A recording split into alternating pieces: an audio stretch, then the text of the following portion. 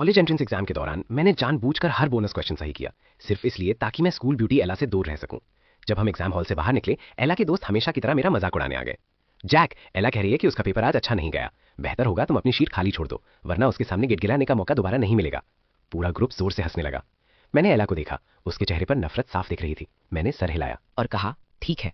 लेकिन अंदर ही अंदर मैंने सोचा, जिसको भी उसका पिछलग्गू बनना है बने, मेरा हो गया। मैं मुड़ा और तुरंत अपने फैमिली बटला को फोन किया। हम उनकी फैमिली को जो भी सपोर्ट दे रहे थे उसकी एक एक पाई बंद करवा दी और उन्हें सड़क पर भिजवा दिया। एला ने गुस्से में मुझे 99 बार कॉल किया, मैंने एक भी नहीं उठाया। अब घबराहट हो रही है। ये सारी एनर्जी पहले कहाँ थी? अपने पिछले जन्म में मैं इस देश के सबसे अमीर आदमी का बेटा था और फिर भी मैं किटकिटाया था अपने ही फैमिली के ड्राइवर की बेटी के सामने। उससे शादी करने के लिए मैंने अपने पापा की दी हुई कंपनी उसके नाम कर दी थी। उसने मेरे पैसे खुलकर खर्च किए और किसी और से प्यार कर बैठी। उसने अपने बॉयफ्रेंड को सर पर चढ़ा रखा था, उसे अपने पालतू की तरह ट्रीट करती थी, जबकि मुझे नौकर की तरह रखती थी। उसकी शादी के दिन मैंने उसे इलाज के लिए थोड़े पैसे मांगने के लिए कॉल किया।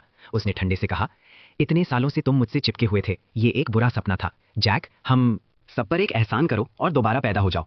जब मैं मर रहा था तब मैंने उस औरत को देखा जिसने मुझे थाम रखा था और समझा कि जिस अमीर लड़की को मैंने ठुकराया था वो हमेशा से मेरा इंतजार कर रही थी। जब मैंने अपनी आंखें दोबारा खोली तो मैंने खुद को हाई स्कूल के सीनियर ईयर में पाया। उस साल मैं डेस्क पर सर रखकर सो रहा था, तभी एला ने मुझे हिलाकर जगाया। रायन का पेट खराब हो रहा है, जाओ उसके लिए एंटासिड्स ले आओ, फिर कैफेटेरिया से लंच ले आना, मीट ज्यादा लेना, वो बहुत पतला है, उसे और खाने की जरूरत है। रायन अपनी डेस्क पर बैठा था। भीड़ उसके आसपास ऐसे जमा थी जैसे वो कोई राजा हो। सब उसके पेट दर्द की चिंता कर रहे थे और जाहिर है एला से ज्यादा फिक्र किसी को नहीं थी। और मैं एला का बिना दिमाग वाला पिछलग्गू था। हर दिन क्लास में सोता रहता था, हर ब्रेक में उसके लिए खाना लाता, ड्रिंक्स खरीदता और उसके काम करता था। अब जब मुझे पता था कि मैं दोबारा पैदा हुआ हूँ, एला का चेहरा देखकर मुझे सिर्फ हंसी आ रही थी। वो खुद को समझती क्या थी जो मुझे ऐसे ट्रीट कर रही थी। मुझे बस खड़ा देखकर एला चिल्लाई, तुम क्या देख रहे हो, जाओ और जल्दी करो। वो रायन के पास गई और धीरे से उसकी पीठ थपथपाई। रायन ने मेरी तरफ देखा और एला से कहा, जैक को भेजना ठीक नहीं है, मैं खुद चला जाऊंगा। इसमें क्या बड़ी बात है, उसे ये सब करना पसंद है। अगर मैं उसे नहीं कहूंगी तो वो बुरा मान जाएगा, है ना जैक? उसने मेरी तरफ देखा। मैंने जबरदस्ती थोड़ा सा मुस्कुराया, कुछ नहीं कहा और कैफेटेरिया की तरफ चल पड़ा। इस बार मैंने लाइन में लगकर 2 लोगों का पूरा खाना लिया। पास में एक क्लासमेट ने मुझे देखा और धीरे से हंसा। फिर से अपनी रानी के लिए लंच ले जा रहे हो? वो रायन को पसंद करती है, जानते हो, कोई उसके लेवल का, तुम्हारे जैसा मामूली नहीं। मैंने सीधे पूछा, मामूली से तुम्हारा क्या मतलब है? उसने ताना मारा, तुम एक नौकर के बेटे हो, रोज उसके साथ स्कूल आते हो और सोचते हो कि तुम उससे शादी कर सकते हो। होश में आओ, तुम जैसा बेवकूफ और बेकार लड़का, तुम अपनी पूरी जिंदगी उसके घर के नौकर बनकर बिताओगे। उसके कपड़े धोना, फर्श साफ करना, उसके बच्चों के डायपर बदलना। मैं कड़वाहट से हंसा। एला ने तुम्हें बताया कि मैं एक नौकर का बेटा हूँ? मैं उसे पसंद करता था, सिर्फ इसीलिए मैंने उसे अपनी प्राइवेट कार में हर रोज स्कूल आने दिया था। लेकिन ना जाने कैसे सबकी नजरों में एला का मीरजादी बन गई थी और मैं नौकर का बेटा। मेरा ऐसा सवाल सुनकर उसने आंखें घुमाई। जो भी हो, उसका लंच ले जाओ इससे पहले कि ठंडा हो जाए। वो फिर से हंसा। मेरे आसपास के लोग भी हंसने लगे। उस पिछलग्गू पर हंस रहे थे, उस बेवकूफ पर हंस रहे थे जिसने सपने देखने की हिम्मत की। घंटी बजी। मैं कैफेटेरिया से बाहर निकला, लेकिन क्लास में वापस नहीं गया। मैं फूलों की क्यारी के पास बैठ गया और दोनों टाइम का खाना खुद ही खा लिया। मुझे याद भी नहीं कि मैंने आखिरी बार ठीक से खाना कब खाया था। बिना पैसों के अच्छा खाना तो सोचना भी बेकार था। हर बार मैं मार्केट के बंद होने का इंतजार करता और दूसरों की छोड़ी हुई सब्जियां उठा लेता था। मीट तो बस एक सपना था। दोनों प्लेट खाने के बाद भी मेरी भूख मुश्किल से शांत हुई। जब मैं क्लास में वापस आया तो पहली घंटी बज चुकी थी। एला ने ऊपर देखा और चिल्लाई, तुम अभी तक कहाँ थे? दवा कहाँ है? कैसी दवा? मैंने उसकी तरफ बेरुखी से देखा। जो अपनापन मैं उसके लिए दिखाता था, अब उसका नामो निशान नहीं था। एला मुझे देखती रह गई। रायन के लिए एंटासिड्स। मैंने तुम्हें बताया था कि उसका पेट दर्द कर रहा है, बहरे हो क्या? तुम एक छोटा सा काम भी नहीं कर सकते। मैंने रायन की तरफ देखा, जो सच में कमजोर लग रहा था। रायन मेरा लगता क्या है? मैं उसके लिए कुछ क्यों खरीदूं? रायन की फैमिली अमीर नहीं थी, लेकिन जब से वो और एला करीब आए थे, वो उस पर पूरा ध्यान दे रही थी। जब भी मेरे पापा मुझे कोई अच्छी चीज देते, एला सीधा रायन को देती। यहां तक कि जो घड़ी रायन ने अभी पहनी है, वो भी उन दोनों ने मेरे कार्ड से खरीदी थी, मेरे पैसे इस्तेमाल करके। मेरी हर चीज का मजा ले रहे थे और मुझे एक नौकर की तरह ट्रीट कर रहे थे। एला ने कहा, जैक, तुम तमाशा करना चाहते हो, ऐसे ही करते रहो और फिर मुझे ब्लेम मत करना कि मैं तुम्हें इग्नोर कर रही हूँ। जल्द ही तुम मेरी माफी के लिए गिड़गिड़ाओगे। मैं उसे हैरानी से देखने लगा। मुझे तुम्हारी माफी की क्या जरूरत है? मैंने गलत क्या किया? जब मैंने एला से बहस करने की हिम्मत की तो सब देखने लगे। इसकी हिम्मत कब से बढ़ गई? एला चौंक गई। वो मुझे घूरती रही, उन सभी पलों को याद करते हुए जब मैं उसके पास गिड़गिड़ाने आया था। उसने चेतावनी दी, ठीक है, तो आज दोपहर मेरे साथ घर मत आना। मैंने सर हिलाया। ठीक है। मैं अपनी सीट पर गया और बैठ गया, जैसे उसके शब्दों का मुझ पर कोई असर ही ना हुआ हो। बस एक आम आसान सी सहमति। ब्री, जो रायन के पास बैठी थी, तुरंत बीच में आई। एक्सक्यूज मी जैक, तुम्हारी प्रॉब्लम क्या है? तुम्हें सिर्फ कुछ दवा ही तो लानी थी, तुम वो भी नहीं कर सके? क्या तुम्हें दिख नहीं रहा रायन की तबीयत ठीक नहीं है? मैंने ठंडी नजर से देखा।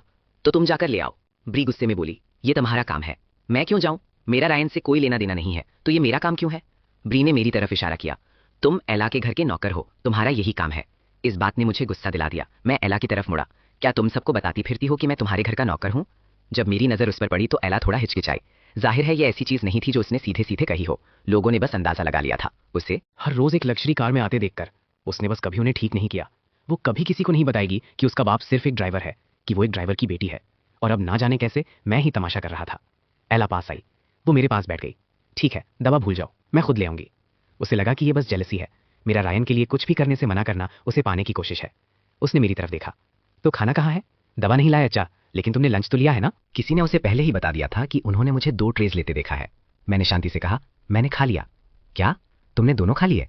वो ऐसे देखने लगी जैसे मैंने उसका अपमान किया हो। मैंने सर हिलाया। सामने बैठे बच्चे नफरत से मुड़कर देखने लगे। तुम जानवर हो क्या? तुमने 2 पूरी ट्रेस खा ली। उन्हें एला की चापलूसी करने और मुझे नीचा दिखाने की आदत थी, और पहले मैं उन्हें सहता था। वो एला के दोस्त थे और मैं उनसे अच्छे से रहना चाहता था, इस उम्मीद में कि वो मेरे बारे में अच्छा बोलेंगे। अब मुझे एहसास हुआ कि मैं बहुत शेमशील था। जब भी एला उन्हें कुछ खिलाती थी तो पैसे मेरे ही जाते थे। मैंने शांति से कहा, मैंने अपने पैसे खर्च किए, 2 ट्रेज या 20 ट्रेज, इससे किसी और को कोई मतलब नहीं होना चाहिए। सामने बैठे बच्चे चुप हो गए। उनके चेहरे उतर गए। उनमें से एक ने धीरे से कहा, उसके अपने पैसे? क्या एला की फैमिली उसके सारे खर्चे नहीं उठाती? लेकिन एला पहले से ही गुस्से में थी, खासकर इस बात पर कि मैं उसके लिए लंच नहीं लाया था। उसने कुछ भी नहीं खाया था। उसका गुस्सा बढ़ गया। जैक, तुमने ये खुद किया है, उसने कहा। देखते हैं तुम ये कब तक कर पाते हो। वो उठी और अपना सामान उठाया। फिर ब्री से कहा, मुझसे सीट बदल लो, तुम इसके पास बैठो। जब भी वो नाखुश होती यही उसकी सजा होती थी, मेरे पास बैठने से मना कर देना। आखिरकार मैंने उस सीट के लिए मिन्नतें की थीं। उसे मेरा ट्यूटर बनना था, मेरे पास बैठकर मुझे पढ़ाई में मदद करनी थी। लेकिन अब सोचता हूँ उसने मुझे कभी एक बार भी नहीं पढ़ाया। उसने सिर्फ मुझे हुक्म दिए। उसे लगा कि इससे मैं घबरा जाऊंगा, लेकिन ऐसा नहीं हुआ। मैंने उसे पूरी तरह इग्नोर कर दिया। एला ने खाना नहीं खाया था। रायन अभी भी पेट दर्द से परेशान था। वो पास ही बैठी थी, चेहरा उतरा हुआ था, खिड़की के पास बैठे मुझ पर नजर डाल रही थी।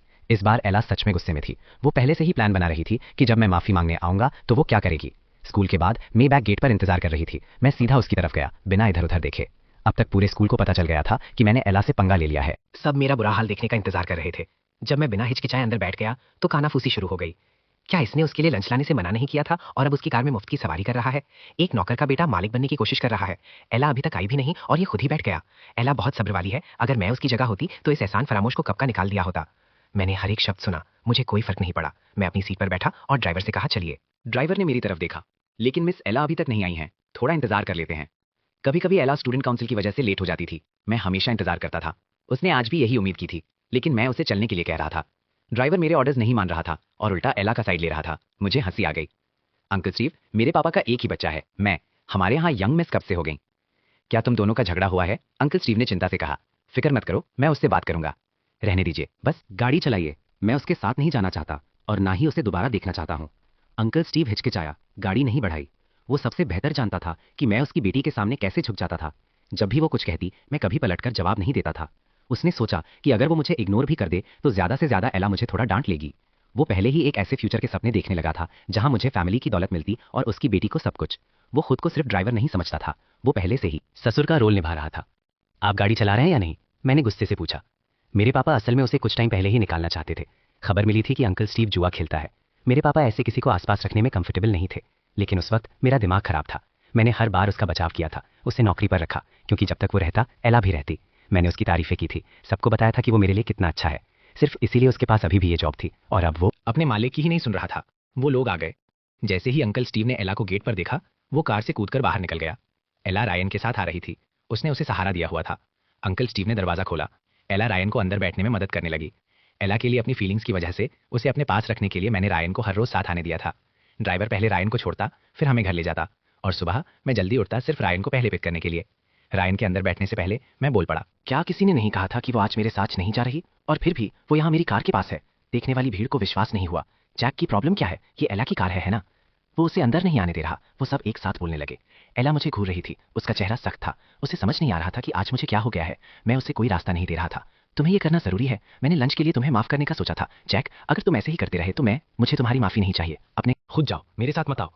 एला का चेहरा पहले पीला पड़ा, फिर लाल हो गया। वो जानती थी कि सबकी नजरों में वो एक अमीर लड़की है। अगर वो इस कार में नहीं बैठी तो उसकी पूरी इमेज खराब हो जाएगी। इसलिए उसने अंदर हाथ डाला और मुझे कार से बाहर खींच लिया। फिर रायन को अंदर बैठाया। एला, हाथ पार मत करो। मैं मानता हूँ उसने सच में मुझे गुस्सा दिला दिया था। मैं पहले का बहुत कुछ भूल गया था, लेकिन अब उसका चेहरा देखकर मुझे सच में समझ नहीं आ रहा था कि मैंने उसे कैसे बर्दाश्त किया या सोचा कि वो प्यार के लायक है। एला ने मुझे पूरी तरह इग्नोर कर दिया। बहस में कोई दिलचस्पी नहीं थी। वो अपने पापा की तरफ मुड़ी। चलिए। अंकल स्टीव गाड़ी चलाकर ले गया और मैं फुटपाथ पर खड़ा रह गया। देखने वाली भीड़ अपनी हंसी नहीं रोक पाई। वो जोर से हंसने लगे। इसकी यही औकात है, इतना गलत बिहेव करने का यही अंजाम होता है। मैंने अपना फोन निकाला। ये फोन एला ने खुद खरीदा था, एक सस्ता नोकिया, ज्यादा से ज्यादा कुछ 100 का होगा। उसे इंप्रेस करने के लिए मैंने उसे वो ब्रांड न्यू आईफोन दे दिया था जो मेरे पापा ने मुझे बर्थडे पर दिया था, और बदले में ये कबाड़ ले लिया था। उस वक्त मुझे लगा था कि ये उसकी इज्जत बचाने का एक तरीका है। अब इस बेकार से फोन को देखते हुए मुझे हंसी आ गई, लेकिन मैंने अपने पापा को कॉल किया। एक पल बाद मेबैक वापस घूमकर आई। वो गेट पर आकर रुकी। अंकल स्टीव अजीब सा चेहरा बनाकर बाहर निकले। छोटे मालिक, साफ था कि उन्हें अभी अभी डांट पड़ी है। उन्हें बाहर निकालो, मैं उनके साथ राइड शेयर नहीं करूंगा। अंकल स्टीव कार की तरफ मुड़े। एला पहले ही रायन को बाहर निकालने में मदद कर रही थी। दोनों ही चौंक गए थे। रायन घबराया हुआ लग रहा था। जैक, अगर तुम्हें मुझसे कोई प्रॉब्लम है तो ठीक है, लेकिन तुम्हें एला के पीछे पड़ने की जरूरत नहीं है। वो हमेशा से तुम्हारे साथ अच्छी रही है। एला ने हाथ से उसे रोका। रहने दो। जब वो दोनों बाहर निकल गए, मैं अंदर बैठ गया। गाड़ी चलने से पहले मैंने खिड़की नीचे की, मुस्कुराया और एला को हाथ हिलाकर कहा बाय। अंकल स्टीव ने रियर व्यू मिरर से मुझे देखा। साफ था कि उसे उम्मीद नहीं थी कि मैं इतना आगे जाऊंगा। छोटे मालिक, उसने धीरे से शुरू किया, झगड़े होते रहते हैं, इतना दिल पर मत लो। मैं एला से आकर माफी मंगवा लूंगा। वैसे गाड़ी के बिना उसे शायद बस लेनी पड़ेगी। पता नहीं वो किस टाइम घर पहुंचेगी। जब सब लोग बस ले सकते हैं तो वो क्यों नहीं? अंकल स्टीव, क्या आप भूल गए हैं कि आपको सैलरी कौन देता है? अगर आपको मुझसे कोई प्रॉब्लम है तो आप नौकरी छोड़ सकते हैं। मुझे लेक्चर दे रहे थे, सिर्फ इसलिए क्योंकि उन्हें लगा कि उनकी बेटी को मेरे परिवार के पैसों में हिस्सा मिल सकता था। उन्होंने मुझे अपने मालिक की तरह ट्रीट करना बंद कर दिया था। अगर मैंने अपने पापा को कॉल नहीं किया होता तो वो मुझे वहां बिना सोचे समझे छोड़ जाते। अंकल स्टीव तुरंत चुप हो गए। घर पर आंटी चेन मुझे दरवाजे पर मिली। छोटे मालिक, आप अकेले वापस आ गए। मिस एला कहाँ है? इस घर में अब कोई मिस एला नहीं है, मैंने कहा। आंटी चेन ने आंखें झपकाईं। छोटे मालिक को आखिर अकल कब आई? मैंने एला को इतने लंबे समय तक इतना अच्छा ट्रीट किया था कि वो और उसके पापा दोनों अपनी औकात भूल चुके थे। आंटी चेन ने कई बार कुछ कहना चाहा था, लेकिन उनकी हिम्मत नहीं हुई, क्योंकि वो जानती थी कि इससे मुझे बुरा लगेगा। अब मुझसे ये सुनकर वो सच में भावुक हो गईं। उन्होंने मेरी तरफ देखा। वो हमेशा से घर के सारे स्टाफ में से मुझसे सबसे अच्छे से पेश आती थी, लेकिन पहले क्योंकि वो एला के आसपास चीजें मैनेज करती थी, मैं बेवजह उससे नफरत करता था। मेरे पिछले जन्म में जब एला ने घर संभाला तो आंटी चेन ही वो पहली इंसान थी जिसे उसने निकाला था। सब कुछ याद करके अब उसे देखते हुए मेरी आंखें भर आईं। मैं ऊपर जा रहा हूं, मैंने उनसे कहा। जरूर। ओ, मिस सोफिया आई हैं, क्या मैं उन्हें भेज दूं? सोफिया अक्सर घर आती थी, लेकिन क्योंकि मेरे पापा ने उसे मेरे लिए चुना था और मैं एला के पीछे पागल था, मुझे सोफिया के होने से ही नफरत थी। जब भी वो आती मैं उससे मिलने से मना कर देता। मैं बस किसी से कहकर उसे भेज देता था। आखिर में हम दोनों शायद ही कभी आमने सामने आए होंगे, लेकिन जब मैं मर रहा था तो उसके ही लोगों ने मुझे हॉस्पिटल पहुंचाया था। वो कभी नहीं भूली थी कि वो मेरी मंगेतर है। मैंने आंटी चेन को रोका। मैं उससे मिलूंगा। वो कहाँ है? पीछे आंगन में स्नोबॉल के साथ खेल रही हैं। मैं पीछे आंगन में गया और देखा कि सोफिया स्नोबॉल को खिला रही है। मैं वो कुत्ता खुद चाहता था, लेकिन एला ने कहा था कि उसे कुत्ते पसंद नहीं, इसलिए मैंने उसके पास जाना बंद कर दिया था। लेकिन यहाँ सोफिया स्नोबॉल के साथ बिल्कुल आराम से थी। उसने अपने स्कूल की ब्लू यूनिफॉर्म पहनी हुई थी, दुनिया की सबसे आम चीज, और ना जाने कैसे वो उसमें कमाल लग रही थी। मरने से पहले मैंने उसके बारे में जो सुना था उसे याद करके, एक ऐसी औरत जिसके पास सब कुछ था, जिसने इतने साल अकेले बिताए, मेरी आंखें लाल हो गईं। सोफिया ने स्नोबॉल को सहलाना बंद किया और ऊपर देखा। मैं दरवाजे पर खड़ा था। उसने मुझे आते हुए नहीं सुना। वो मेरी तरफ बढ़ने लगी, फिर खुद को रोका। उसे याद आया कि मैं उससे हमेशा कितनी नफरत करता था और रुक गई। छोटे मालिक जैक, सोफिया खूबसूरत थी, लेकिन अपनी उम्र से ज्यादा शांत थी। वो मेरी ही उम्र की थी, लेकिन उसके तेवर 25 साल के लोगों जैसे थे, और पढ़ाई में उसने पूरे प्रोविंस में टॉप रैंक हासिल किया था। वो एक ऐसी इंसान थी जिसे एला बिल्कुल बर्दाश्त नहीं कर सकती थी। एला हमेशा कहती थी कि सोफिया की कामयाबी सिर्फ उसके अमीर होने की वजह से है, कि उसकी फैमिली ने उसे हर रिसोर्स और फायदा दिया है, सिर्फ इसीलिए वो इतनी अच्छी हो सकती थी। अगर मेरे पास वो होता जो उसके पास है तो मैं भी उतनी ही अच्छी होती। जब भी सोफिया के ग्रेड्स आते, एला अपनी चिड़चिड़ाहट नहीं छुपा पाती थी, और मैंने उस एहसास को खुद पर हावी होने दिया था। मैंने भी सोफिया को एक दुश्मन की तरह ट्रीट करना शुरू कर दिया था। लेकिन ईमानदारी से सोचूं तो हमने मुश्किल से कभी बात की थी। उसने मेरे साथ कभी कुछ गलत नहीं किया था। इस बार मैंने अपनी फीलिंग्स को काबू में रखा और धीरे से पूछा, तुम्हें कुछ चाहिए था? बस तुम्हें देखने आई थी, सोफिया ने कहा। जब मैंने कोई जवाब नहीं दिया तो उसने समझदारी से माहौल को समझा। मैं जानती हूं तुम मुझे यहां नहीं चाहते, मैं चली जाती हूं। उसने तो मुझसे मिलने की उम्मीद भी नहीं की थी। वो सच में सिर्फ स्नोबॉल के लिए आई थी। मेरा बाहर आना ही उसके लिए उम्मीद से ज्यादा था। वो जाने ही वाली थी। इससे पहले कि मैं खुद को रोक पाता, मैं बोल पड़ा, क्या तुम डिनर के लिए रुकना चाहोगी? सोफिया रुक गई। उसने मुझे सच में हैरानी से देखा। क्या ये ठीक है? शाम की धूप मुझ पर पड़ रही थी, सब कुछ नरम लग रहा था। हाँ बिल्कुल। एला अभी तक वापस नहीं आई थी, वो रायन को छोड़ने गई थी। पहले मैं बिना सवाल किए उसके लिए डिनर रोक कर रखता। मुझे इतनी जल्दी खाना खाने के लिए तैयार देखकर आंटी चैन हैरान थी। क्या हम मिस एला का इंतजार नहीं कर रहे? किस लिए? घर के स्टाफ को मुझे एला के आगे पीछे घूमते देखने की इतनी आदत हो गई थी कि अब जब मैंने ये बंद कर दिया, उन्हें समझ नहीं आ रहा था कि वो क्या करें। आंटी चेन ने और नहीं पूछा। जरूर, मैं सब तैयार करवाती हूँ, और अंकल स्टीव को बता देना कि उन्हें कल से आने की जरूरत नहीं है, कभी नहीं। आंटी चेन रुकी और खुद को संभाला। ये पूछना उनका काम नहीं था। समझ गई। एला के पापा को ऑफिशियली निकालने के बाद मैं आखिरकार डाइनिंग रूम में बैठा। सोफिया चुपके से मुझे देख रही थी। जैसे ही मैं बैठा, उसने तुरंत नजर घुमा ली। मुझे उम्मीद नहीं थी कि वो इतनी घबरा जाएगी। इससे मेरा मन उसे थोड़ा छेड़ने का करने लगा। तुम मुझे क्यों नहीं देख रही? क्या मैं इतना बुरा दिखता हूँ? मेरे ग्रेड्स शायद खराब हों, लेकिन मैं देखने में बुरा नहीं हूँ। अगर एला ने मुझे इस तरह नीचे न गिराया होता तो मेरा ये हाल कभी नहीं होता। सोफिया मेरी तरफ मुड़ी, चेहरे पर बिल्कुल शांति थी। आप नहीं है, लेकिन अगर आप ध्यान से देखते तो उसके कान बिल्कुल लाल हो गए थे। मैं मुस्कुराया। वैसे मैंने सुना है तुम्हारे ग्रेड्स कमाल के हैं। उसे मेरी इस तरह की गर्माजोशी की आदत नहीं थी। वो ठीक ठाक हैं, उसने कहा। क्या तुम किसी अच्छे ट्यूटर को जानती हो? मुझे सच में एक रिकमेंडेशन चाहिए। एला पर भरोसा करना अब जाहिर है कोई ऑप्शन नहीं था। इस बार मैं ये सोचकर आराम से जिंदगी नहीं गुजारने वाला था कि मेरे पापा हमेशा मेरी रक्षा करेंगे। मैंने पिछले जन्म में मुश्किल से कोई किताब खोली थी। जब तक मेरे पास मौका है मैं उसे सुधारना चाहता था। सोफिया के कॉन्टैक्ट्स थे। A tutor recommended would probably actually worth something. एक ट्यूटर? एला का क्या? उसने सुना था कि मेरा ट्यूटर एक क्लासमेट है, इसलिए एला इतने समय से मेरे घर पर रह रही थी। उसे निकाल दिया है क्योंकि एला ने मेरी कभी इज्जत नहीं की। उसके पास मुझे पढ़ाने का बिल्कुल सब्र नहीं था और हर एक पैसा जो मैंने उसे दिया था पूरी तरह बर्बाद हो गया था। सोफिया हैरान लगी। मैं साफ तौर पर सीरियस था, ये कोई मजाक नहीं था। उसने अपना ग्लास उठाया और एक घूंट पिया, खुद को संभालते हुए। मेरा कोई ट्यूटर नहीं है, मैंने हमेशा खुद ही पढ़ाई की है। अगर आपको बुरा ना लगे तो मैं रोज आकर आपको खुद पढ़ा सकती हूँ। उससे सच में उम्मीद नहीं थी कि मैं हाँ कहूंगा। ये देखते हुए कि मैंने उसकी तरफ पहले कभी एक नजर तक नहीं डाली थी, डिनर पर बुलाया जाना ही उसकी उम्मीद से बहुत ज्यादा था। इसलिए जब मेरा चेहरा इस तरह खिल उठा तो वो तैयार नहीं थी। सच में? सोफिया ने सर हिलाया। मेरे रिएक्शन से थोड़ा घबरा गई। जब भी आप तैयार हों।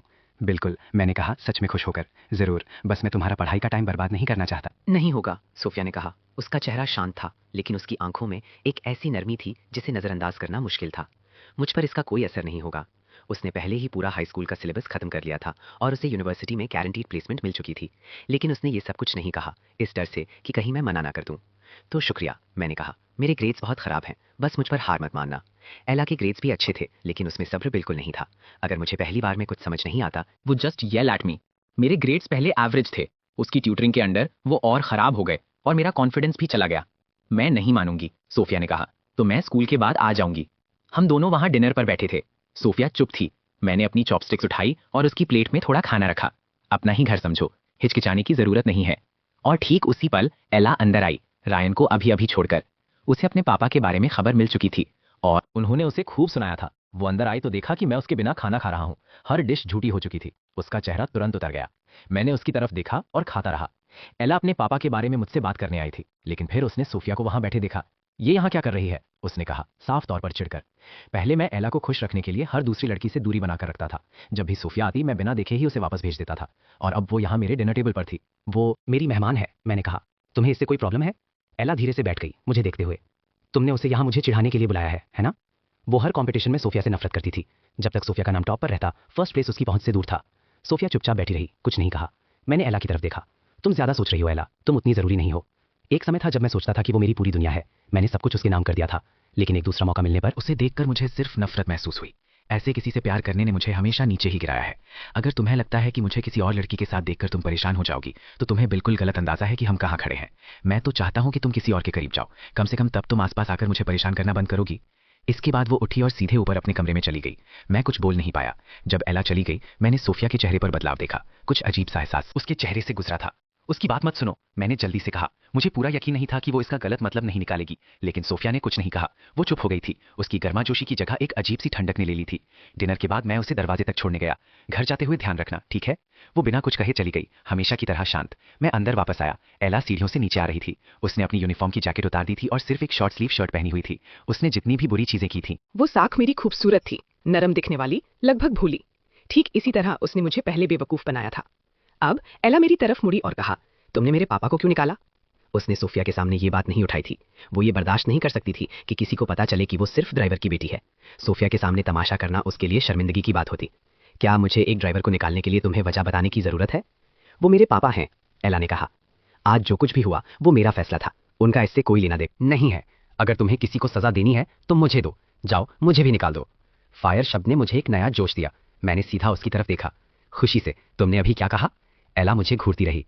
तुम हमेशा सोचते थे कि मैं बेवकूफ हूं, है ना? ठीक है, सब खत्म, अपना सामान पैक करो और यहां से चली जाओ। मैं दूसरा ट्यूटर ढूंढ लूंगा। जब से तुमने मुझे पढ़ाना शुरू किया है, मेरे ग्रेड्स और खराब हो गए हैं। सच कहूं तो जितने पैसे मैं तुम्हें दे रहा हूं तुम उसके लायक नहीं हो। एला ने सोचा मैं मजाक कर रहा हूं। उसे विश्वास नहीं हुआ कि मैं सच में ऐसा कर रहा हूं। तुम्हारी ग्रेड्स इसलिए खराब है क्योंकि तुम समझ नहीं पाते। मैं वही प्रॉब्लम रायन को एक बार समझाती हूँ और वो तुरंत समझ जाता है। और तुम उम्मीद से परे हो। ये मेरी गलती है कि मैंने कोशिश भी की। अगर तुम दूसरा टीचर भी ले आओ तो भी यही होगा। कोई तुम्हें और नहीं पढ़ा सकता, प्रॉब्लम तुम में है। वो अब भी ये सब मुझ पर डाल रही थी। मेरे घर से निकल जाओ जैक, एला ने गुस्से से कहा। तुम अभी भी एक स्टूडेंट हो, अपनी पढ़ाई पर ध्यान दो।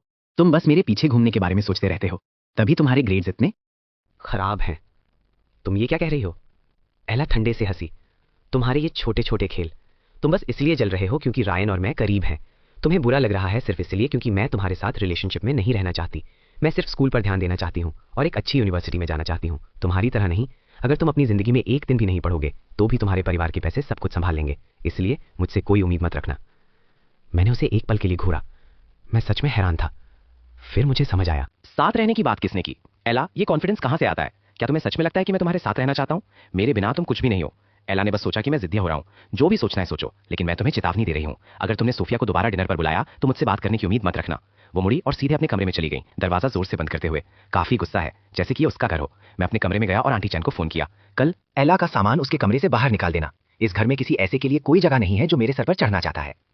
मैंने आंटी चैन से सोफिया का नंबर लिया और सेव कर लिया। फिर मैंने उसे एक मैसेज भेजा, तुम ठीक से घर पहुंच गई? कोई जवाब नहीं आया। अगली सुबह मैं अपने टाइम से उठा। अब रायन के लिए जल्दी उठकर उसे पिक करने की जरूरत नहीं थी। मैं आखिरकार तब तक सो सकता था जब तक मैं चाहूं। मैंने सोचा एला चली गई होगी, लेकिन वो डाइनिंग टेबल पर बैठी मेरा इंतजार कर रही थी। मैंने एक सीट ढूंढी और अपना नाश्ता शुरू किया। हर रोज रायन लेने के लिए जल्दी में मैंने महीनों से घर पर ठीक से नाश्ता नहीं किया था। अब मैंने ऊपर देखा तो एला वहां इंतजार कर रही थी। उसके चेहरे पर वही जिद्दी सा भाव था। अभी भी वो सोचती थी कि वो मुझे अपने इशारों पर नचा सकती है। मैंने नाश्ता खत्म किया और बाहर निकल गया। एला ठीक मेरे पीछे आई। नया ड्राइवर पहले से ही वहां था और उसने मेरे लिए दरवाजा खोला। मैं अंदर बैठ गया। एला मेरे बाद अंदर बैठी। मैंने उसकी तरफ देखा। एला, क्या तुमने ही नहीं कहा था कि तुम मेरे साथ नहीं जाओगी? मुझे कल का हर एक शब्द याद है। एला ने अपने होंठ बंद कर लिए और कुछ नहीं कहा। अगर उसके पापा ने उस पर मामला शांत करने का दबाव ना डाला होता तो वो कभी नहीं आती। थोड़े पैसे क्या आ गए, लोगों पर हुक्म चलाने लगा है, समझता क्या है खुद को। लेकिन उसके पापा को अभी भी नौकरी की जरूरत थी। मैंने उस पर और टाइम बर्बाद नहीं किया, बस ड्राइवर को स्कूल ले जाने के लिए कहा। मैं बाहर निकला, एला पीछे आई। हम हमेशा रायन के साथ आते थे, आज उसने बस ली थी। एला को देखकर वो दौड़ कर आया। उसकी नजर मुझ पर पड़ी। कल के दृश्य ने उसे उलझा दिया था। एक नौकर का बेटा एला के साथ ऐसा बर्ताव कर रहा था। हमें साथ आते देखकर उसने पूछा, तुम दोनों का सुलह हो गया? मैंने उन दोनों पर ध्यान नहीं दिया। मैं सीधा अंदर चला गया। एला मुझे जाते हुए देखती रही, गुस्से में, क्योंकि मैं उसके लिए रुका तक नहीं। उसके साथ बहस करने जैसा कुछ नहीं है, उसने रायन से कहा। रायन ने सर हिलाया। जो भी हो, एक नौकर के बेटे को अपने साथ ऐसा बर्ताव करने देना, तुम बहुत सब्र वाली हो। लोग बातें कर रहे हैं एला, वो कह रहे हैं कि जैक ही असली छोटे मालिक हैं। उन्हें इग्नोर करो।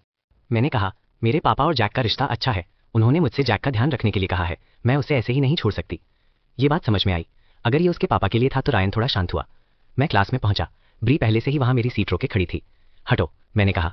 ब्री ने मेरी तरफ देखा। तुम्हारी हिम्मत तो देखो, कल तुमने एला और रायन को गेट पर अकेला छोड़ दिया और ड्राइवर को लेकर चले गए। मैंने उसकी तरफ देखा और धीरे से हंसा। मेरी कार, मेरी मर्जी, तुम हो कौन? मेरे कॉन्फिडेंस ने सबको चौंका दिया। क्या तुम कह रही हो कि वो मेबैक तुम्हारी है? और क्या होगी, मैंने सीधे कहा। ब्री थोड़ा सा हंसी।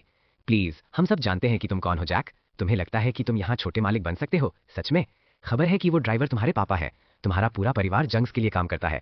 एला बस इतनी दयालु है कि वो तमाशा नहीं करती, वरना उसने तुम्हें कब का निकाल दिया होता। अपनी किस्मत पर ज्यादा इतराओ मत।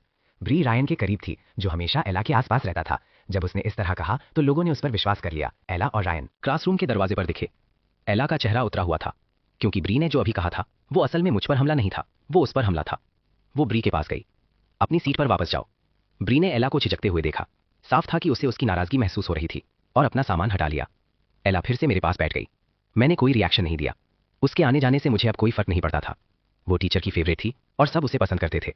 कोई उसकी सीट बदलने पर सवाल नहीं उठाता। ब्री रायन के पास बैठ गई, अभी भी मुंह फुलाए हुए। उसने रायन से कहा, एला ये क्या कर रही है? जैक उसके सर पर चढ़ रहा है और वो अभी भी उसे बचा रही है। वो अभी उसके घर पर रह रहा है। उसके पापा ने उसे उसका ध्यान रखने के लिए कहा है। रायन ने कहा, बस इतनी सी बात है, इसे ज्यादा मत सोचो। ओह, ब्री ने कहा, ये बात है। उसने दावा किया कि वो कार उसकी है। एला का फोन जाहिर है महंगा है, और जो गिफ्ट्स वो रायन को देती है वो भी सस्ते नहीं होते। लेकिन जैक का फोन बिल्कुल मेरे जैसा दिखता है, और वो अमीर लड़का बनना चाहता है। कौन विश्वास करेगा इस पर? मैंने चुपके से अपना फोन चेक किया। सूफिया ने आखिरकार रिप्लाई किया था, एक शब्द, हाँ, बिल्कुल ठंडा। कल वो गर्माजोशी से भरी और बात करने में आसान थी। फिर वो चली गई और दूर हो गई, और उसने अभी अभी उस मैसेज का जवाब दिया था जो मैंने कल रात भेजा था। एला ठीक मेरे पास बैठी थी और मेरी स्क्रीन पर एक झलक पड़ी, कॉन्टैक्ट का नाम सोफिया। उसने गुस्से से देखा। कुछ खास नहीं बदला था, लेकिन कल से मैं एक बिल्कुल अलग इंसान जैसा लग रहा था। मैंने अपना फोन निकाला और सोफिया को एक मैसेज भेजा, आज दोपहर भी ट्यूटरिंग के लिए आ रही हो ना? उसका जवाब जल्दी आ गया, एक शब्द, हाँ। काफी था। मैंने अपना फोन रख दिया। मैं क्लास में डूब गया। ऐसा फोकस जो मैंने पहले कभी नहीं किया था। लंच में रायन एला को लेने आया। उसने खुद ही मेरी तरफ देखा। तुम खाना नहीं खाओगे? मेरा आज का फोकस उसे साफ तौर पर उलझा रहा था। कोई नींद नहीं, और अब मैं घंटी बजने के बाद भी ध्यान से अपने नोट्स अरेंज कर रहा था। कभी मेरा दिमाग सिर्फ उसी से भरा रहता था, लेकिन मेरे भी ऐसे पल होते हैं जब मैं गंभीरता से पढ़ाई करता हूँ। मुझे क्लास के बाद भी व्यस्त देखकर इला उत्सुकता से पूछे बिना नहीं रह पाती। मैंने ऐसे बिहेव किया जैसे मैंने कुछ सुना ही नहीं, उसे सीधे इग्नोर कर दिया। रायन ने इला की तरफ देखा। अगर वो नहीं जा रहा तो चलो हम चलते हैं, हम उसके लिए कुछ ले आएंगे। रहने दो, मैंने कहा। रायन एक अच्छा इंसान था, कम से कम सभी उसे ऐसा ही देखते थे। जब दूसरे लोग मेरे पीठ पीछे मेरा मजाक उड़ाते थे तब भी रायन अच्छे से पेश आता था, लेकिन मैं किसी का एहसान नहीं लेना चाहता था। मैंने अपना सामान ठीक से उठाया और खड़ा हो गया, लेकिन अपने रास्ते चला गया। एला के पास आ गया। उसे क्या हो गया है? वो तुम्हें पूरी तरह इग्नोर कर रहा है। तुमने क्या किया? एला भी उतनी ही उलझी हुई थी। वो भी ये जानना चाहती थी। आमतौर पर चाहे वो कितनी भी ठंडी क्यों ना हो, मैं हमेशा एक जरूरतमंद छोटे कुत्ते की तरह उसके पास गिड़गिड़ाने लौटा था। लेकिन कल से उसने कुछ अलग नहीं किया था, और फिर भी मैं यहाँ था। वो समझ नहीं पा रही थी। रायन ने कहा, वैसे क्या तुम उसे इस हफ्ते के आखिर में अपनी बर्थडे पार्टी में बुला रही हो? इस हफ्ते के आखिर में एला का बर्थडे था। पिछले साल उसने इंपीरियल व्यू होटल में सेलिब्रेट किया था। मैंने सब कुछ बुक किया था, हर डिटेल ऑर्गेनाइज की थी, और उसे स्कूल से जिसे भी बुलाना था बुलाने दिया था। एक रात में लाखों खर्च हुए थे। हर क्लासमेट जो आया था उसने उसकी तारीफ की थी। एला की बर्थडे पार्टी में बुलाया जाना एक सम्मान माना जाता था। इस साल भी कुछ अलग नहीं था। मैंने कुछ दिन पहले ही सब कुछ संभाल लिया था। अगर मैंने उसे निकालने की बात ना कही होती तो एला ने दूसरी बार सोचा भी नहीं होता। लेकिन कल के बाद, आज की इस ठंडक के बाद, वो चिंता किए बिना नहीं रह पाई। अगर मैं नहीं आया तो क्या वो पार्टी कर पाएगी? उसने मुझे दूर जाते हुए देखा और खुद से शांत रहने को कहा। ज्यादा मत सोचो, वो आ जाएगा। वो हमेशा आता है। वो मेरा बर्थडे कभी नहीं छोड़ेगा। शायद ये पूरा ठंडा बर्ताव उसका एक सरप्राइज देने का तरीका है। वो थोड़ा रिलैक्स हुई। वो आएगा, उसने रायन से कहा। हाँ, रायन ने सहमति जताई। उसने कभी मिस नहीं किया। उस दोपहर एला और रायन एक स्कूल इवेंट के लिए रिहर्सल्स कर रहे थे। मैंने इंतजार नहीं किया। मैं सीधा घर चला गया। सोफिया पहले से ही वहां थी। जब मैं अंदर आया तो वो और स्नोबॉल दोनों मुझसे मिलने आए। उसे वहां देखकर मैं मुस्कुराया। शायद ये वो रिश्ता था जो हमने एक दूसरे जीवन में शेयर किया था। लेकिन हर बार जब मैं उसे अब देखता तो ऐसा लगता था जैसे कुछ दुर्लभ और संभालने लायक है। सोफिया मेरी मुस्कान पर चौंक गई। उसे मेरे ठंडे और अलग वर्जन की आदत थी। ये सारी गर्माजोशी उसे बार बार चौंका देती थी। वो मेरी नजरों से नजरें नहीं मिला पा रही थी। मैंने मुस्कुराते हुए कहा, तुम जल्दी आ गई, चलो स्टडी में चलते हैं। मैंने उसे ऊपर जाने दिया। मैं आज क्लास में कई ऐसी चीजों से टकराया जो मुझे समझ नहीं आई। मैं उम्मीद कर रहा था कि तुम मदद कर सकती हो। हम स्टडी में बैठ गए। मेरे पास वाली सीट हमेशा एला की थी, लेकिन अगर वो यहाँ बैठती भी तो वो मुझे कभी गंभीरता से नहीं पढ़ाती। उसने कहा होता कि मैं उसका टाइम बर्बाद कर रहा हूँ। सोफिया मेरे पास बैठी और 2 प्रैक्टिस टेस्ट निकाले। वो ये जानना चाहती थी कि मैं कहाँ से शुरू कर रहा हूँ। मैंने उन्हें ध्यान से सॉल्व किया और उसे दे दिया। सोफिया ने उन्हें चुपचाप देखा। मैं अजीब सा महसूस करने लगा। माफ करना, मैं सच में बेकार हूँ। ये तुम्हारी गलती नहीं है सोफिया, बस तुम्हारे पढ़ने के तरीके में सुधार की जरूरत है। मैं बेसिक से शुरू करती हूँ, ठीक है? मैंने सर गिलाया। जब सोफिया पढ़ाती है तो वो पूरा समय नीचे देखती रहती है, कभी मेरी तरफ नहीं देखती, और बहुत गंभीरता से लेक्चर देती है। लेकिन उसके एक्सप्लेनेशंस इतने साफ थे जो मैंने पहले कभी नहीं सुने थे। जो चीजें मुझे महीनों से उलझा रही थी, जैसे ही उसने समझाई अचानक से समझ में आ गई। सोफिया काफी देर से बोल रही थी, उसे प्यास लग रही थी। जब उसने आखिरकार ऊपर देखा तो उसने मुझे घूरते हुए पकड़ा। उसने थोड़ा सा घबराकर नीचे पेपर की तरफ देखा। कुछ गलत है? तुम्हारा कोई सवाल है? मैं बस सोच रहा था, तुम मेरे साथ इतने सब्र से पेश आ रही हो, लेकिन अपने फोन पर तुम बिल्कुल ठंडी हो। कुल 2 शब्द। क्या ये एला वाली बात की वजह से है? क्या तुम मुझसे नाराज हो? नहीं, सोफिया ने कहा, कल घर पर मेहमान आए थे, मैं बिजी थी और तुम्हारा मैसेज सुबह तक नहीं देखा। जब मैंने देखा तो सुबह हो चुकी थी। अगर तुम्हें कभी कुछ चाहिए हो तो मुझे कभी भी कॉल कर लेना। हम पढ़ाई में डूबे हुए थे जब मेरा फोन बजा। मैंने उठाया। एला की आवाज आई, जैक तुम ये क्या कर रहे हो? अब मैंने क्या कर दिया? उसके दोषी ठहराने वाले लहजे से। मुझे सच में नहीं